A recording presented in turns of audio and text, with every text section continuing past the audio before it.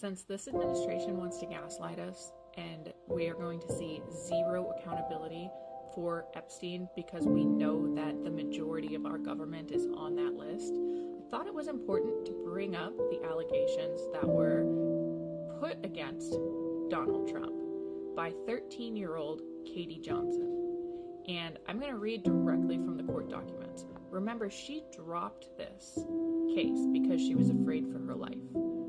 There are many witnesses who also attest to her account. So, trigger warning, because this is not the easiest thing to hear, but it's important to understand what we are excusing and what we are letting people get away with. Shortly after the assault by the defendant Jeffrey E. Epstein on the plaintiff Katie Johnson, Plaintiff Johnson was still present while the two defendants were arguing over who would be the one to take Plaintiff Johnson's virginity.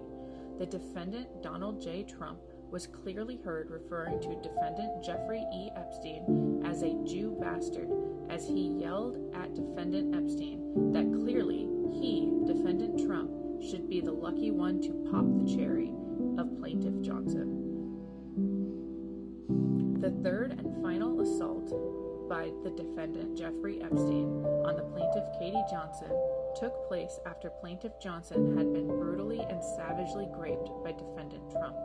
When receiving another full-body massage from Plaintiff Johnson, while in the nude, defendant Epstein became so enraged after finding out that defendant Trump had been the one to take Plaintiff Johnson's virginity that defendant Epstein also violently raped Plaintiff Johnson.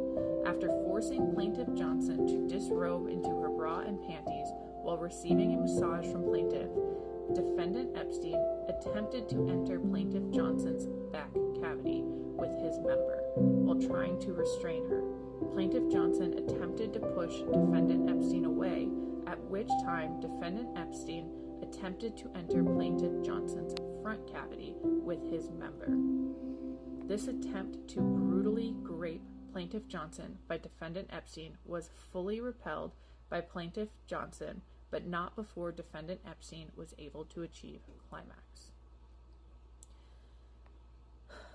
After perversely raping the plaintiff Katie Johnson, the defendant Jeffrey Epstein attempted to strike her about the head with his closed fists while angrily screaming at Plaintiff Johnson that he, defendant Epstein, should have been the one who took her cherry, not Mr. Trump, before finally managing to break away from defendant Epstein.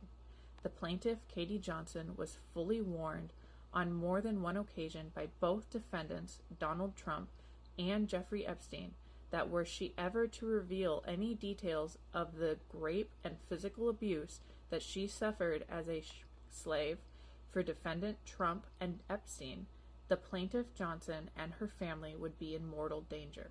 Plaintiff Johnson was warned that this would mean certain death for herself and Plaintiff Johnson's family unless she remained silent forever on exact details of the depraved and perverted rape and physical abuse that had been forced to endure from the defendants.